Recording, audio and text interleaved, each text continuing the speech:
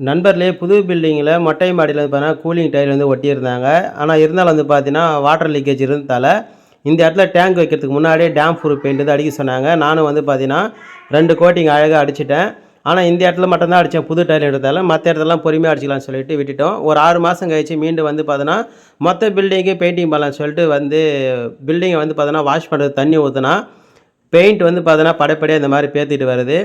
இந்த இடத்துல dam proof அடிக்கும் போஸ்ல அதே பெயிண்ட் வந்து பார்த்தீங்கன்னா இந்த படியிலையும் அடித்தோம். இந்த இடத்துல டைல் ஒட்டலை, சிமெண்ட் தர.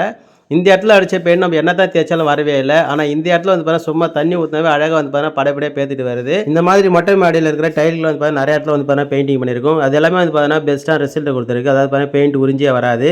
ஆனால் இந்த இடத்துல வரதுக்கான காரணம் வந்து பார்த்தீங்கன்னா நம்ம சேனலில் வந்து பார்த்தீங்கன்னா ஒரு பெரிய வீடியோ வந்து பார்த்தீங்கன்னா கொடுத்துருக்கும். அந்த வீடியோட லிங்க் வந்து பார்த்தீங்கன்னா இந்த ஃபஸ்ட்டு கமெண்ட்ல இருக்கும் அல்லது நம்ம சேனல் டிஸ்கிரிப்ஷனில் இருக்குது. நீங்கள் போயிட்டு பார்த்து உங்கள் வீட்டை வந்து பார்த்தீங்கன்னா நீங்கள் சிறப்பாக பெயிண்டிங் பண்ணி சேஃப்டி பண்ணிக்கோங்க.